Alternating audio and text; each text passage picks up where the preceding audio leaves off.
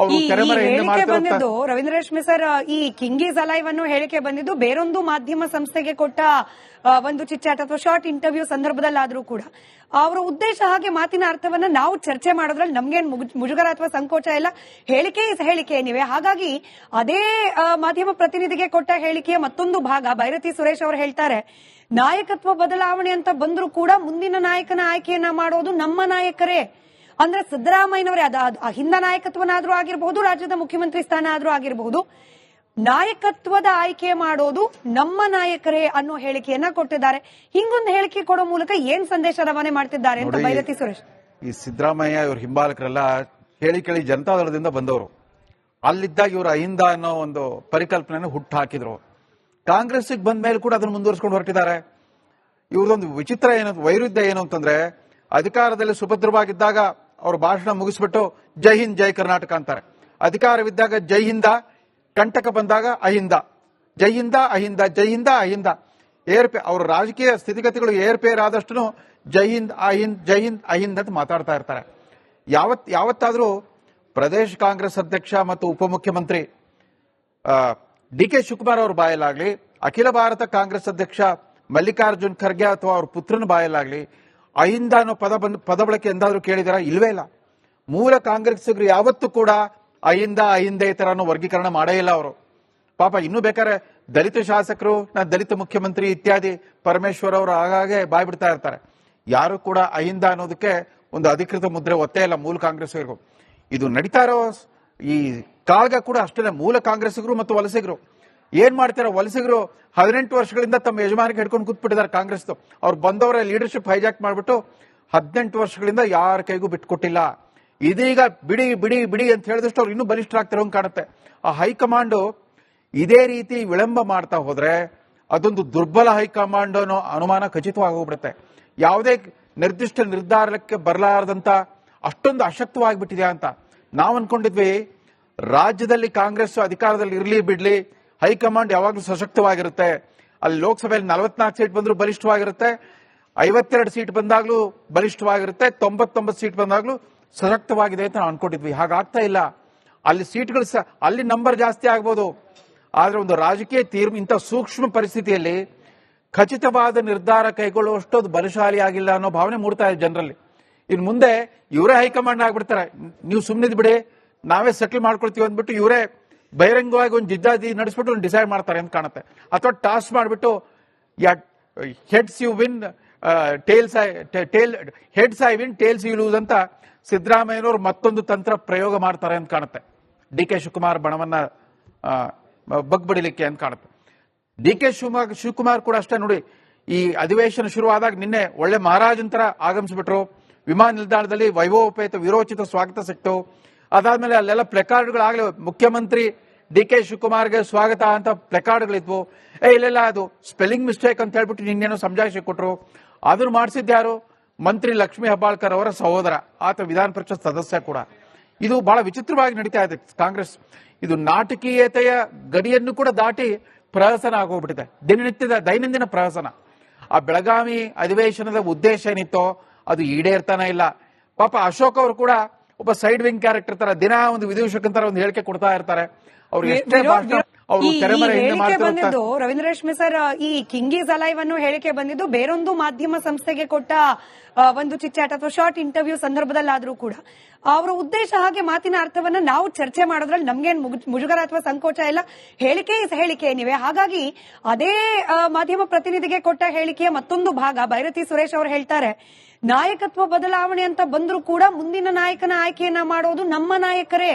ಅಂದ್ರೆ ಸಿದ್ದರಾಮಯ್ಯನವರೇ, ಹಿಂದ ನಾಯಕತ್ವನಾದ್ರೂ ಆಗಿರಬಹುದು, ರಾಜ್ಯದ ಮುಖ್ಯಮಂತ್ರಿ ಸ್ಥಾನ ಆದ್ರೂ ಆಗಿರಬಹುದು, ನಾಯಕತ್ವದ ಆಯ್ಕೆ ಮಾಡೋದು ನಮ್ಮ ನಾಯಕರೇ ಅನ್ನೋ ಹೇಳಿಕೆಯನ್ನ ಕೊಟ್ಟಿದ್ದಾರೆ.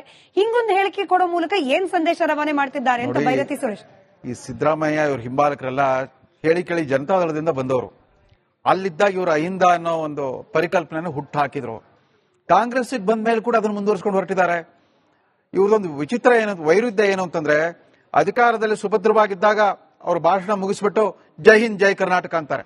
ಅಧಿಕಾರವಿದ್ದಾಗ ಜೈ ಹಿಂದ, ಕಂಟಕ ಬಂದಾಗ ಅಹಿಂದ, ಜೈ ಹಿಂದ ಅಹಿಂದ, ಜೈ ಹಿಂದ ಅಹಿಂದ.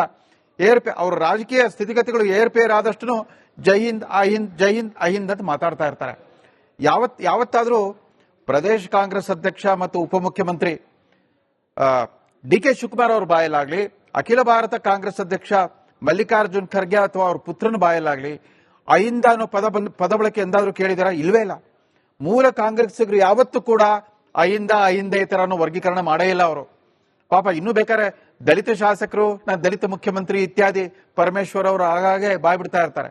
ಯಾರು ಕೂಡ ಅಹಿಂದ ಅನ್ನೋದಕ್ಕೆ ಒಂದು ಅಧಿಕೃತ ಮುದ್ರೆ ಒತ್ತೇ ಇಲ್ಲ ಮೂಲ ಕಾಂಗ್ರೆಸ್ಸಿಗರು.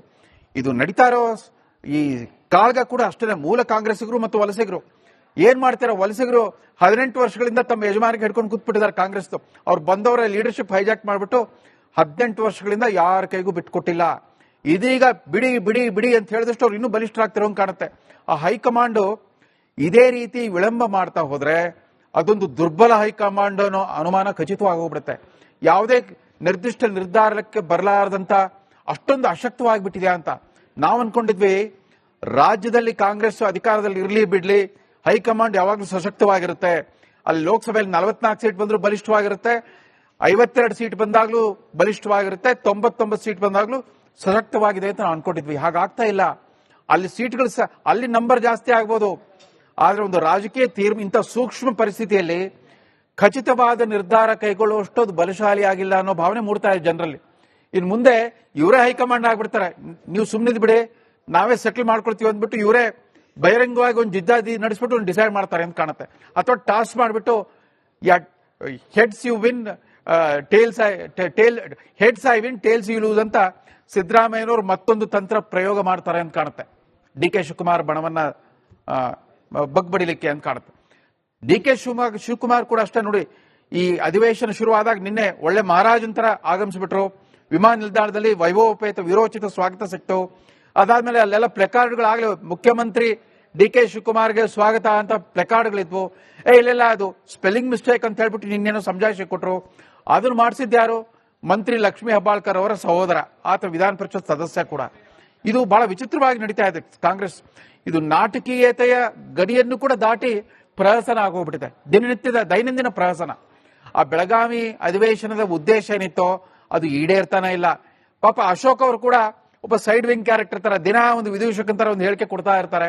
ಅವ್ರು ಎಷ್ಟೇ ಭಾಷಣ ಅವರು ತೆರೆಮರೆ ಹಿಂದೆ ಬಂದಿದ್ದು ರವೀಂದ್ರ ರೇಷ್ಮೆ ಸರ್, ಈ ಕಿಂಗೀಸ್ ಅಲೈವ್ ಅನ್ನೋ ಹೇಳಿಕೆ ಬಂದಿದ್ದು ಬೇರೊಂದು ಮಾಧ್ಯಮ ಸಂಸ್ಥೆಗೆ ಕೊಟ್ಟ ಒಂದು ಚಿಟ್ಚಾಟ್ ಅಥವಾ ಶಾರ್ಟ್ ಇಂಟರ್ವ್ಯೂ ಸಂದರ್ಭದಲ್ಲಾದ್ರೂ ಕೂಡ ಅವರ ಉದ್ದೇಶ ಹಾಗೆ ಮಾತಿನ ಅರ್ಥವನ್ನ ನಾವು ಚರ್ಚೆ ಮಾಡೋದ್ರಲ್ಲಿ ನಮ್ಗೇನ್ ಮುಜುಗರ ಅಥವಾ ಸಂಕೋಚ ಇಲ್ಲ. ಹೇಳಿಕೆ ಹೇಳಿಕೆ ನೀವೇ. ಹಾಗಾಗಿ ಅದೇ ಮಾಧ್ಯಮ ಪ್ರತಿನಿಧಿಗೆ ಕೊಟ್ಟ ಹೇಳಿಕೆಯ ಮತ್ತೊಂದು ಭಾಗ ಭೈರತಿ ಸುರೇಶ್ ಅವರು ಹೇಳ್ತಾರೆ, ನಾಯಕತ್ವ ಬದಲಾವಣೆ ಅಂತ ಬಂದ್ರೂ ಕೂಡ ಮುಂದಿನ ನಾಯಕನ ಆಯ್ಕೆಯನ್ನ ಮಾಡೋದು ನಮ್ಮ ನಾಯಕರೇ. ಅಂದ್ರೆ ಸಿದ್ದರಾಮಯ್ಯನವರೇ.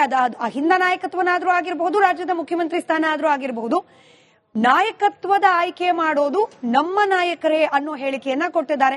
ಹಿಂಗೊಂದು ಹೇಳಿಕೆ ಕೊಡೋ ಮೂಲಕ ಏನ್ ಸಂದೇಶ ರವಾನೆ ಮಾಡ್ತಿದ್ದಾರೆ ಅಂತ ಭೈರತಿ ಸುರೇಶ್. ಈ ಸಿದ್ದರಾಮಯ್ಯ ಇವ್ರ ಹಿಂಬಾಲಕರೆಲ್ಲ ಕೇಳಿ ಜನತಾದಳದಿಂದ ಬಂದವರು.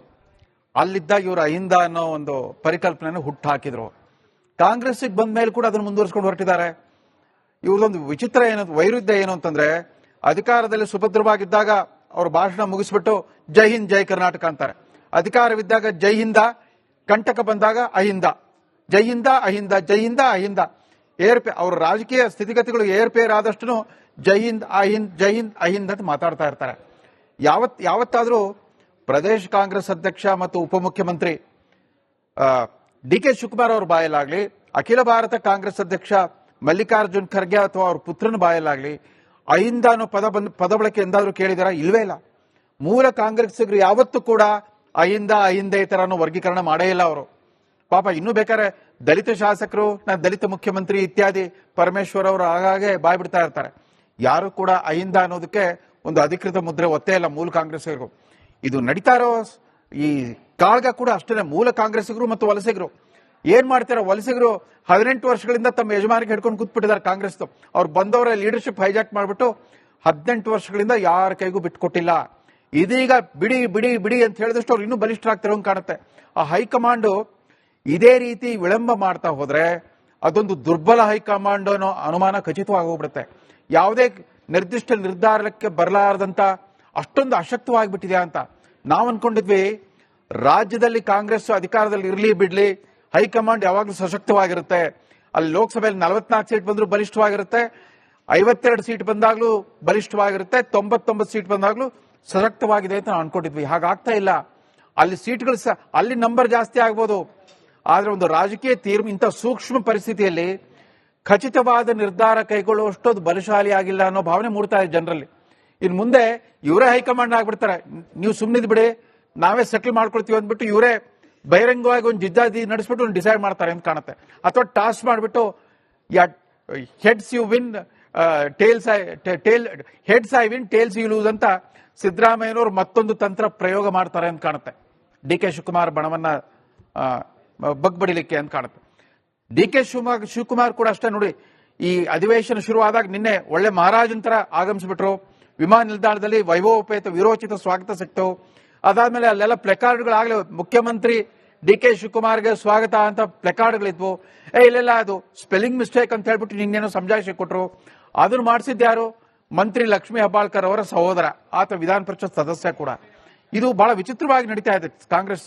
ಇದು ನಾಟಕೀಯತೆಯ ಗಡಿಯನ್ನು ಕೂಡ ದಾಟಿ ಪ್ರಹಸನ ಆಗೋಗ್ಬಿಟ್ಟಿದೆ, ದಿನನಿತ್ಯದ ದೈನಂದಿನ ಪ್ರಹಸನ. ಆ ಬೆಳಗಾವಿ ಅಧಿವೇಶನದ ಉದ್ದೇಶ ಏನಿತ್ತೋ ಅದು ಈಡೇರ್ತಾನೆ ಇಲ್ಲ. ಪಾಪ ಅಶೋಕ್ ಅವರು ಕೂಡ ಒಬ್ಬ ಸೈಡ್ ವಿಂಗ್ ಕ್ಯಾರೆಕ್ಟರ್ ತರ ದಿನ ಒಂದು ವಿದೂಷಕಂತರ ಒಂದು ಹೇಳಿಕೆ ಕೊಡ್ತಾ ಇರ್ತಾರೆ. ಅವ್ರು ಎಷ್ಟೇ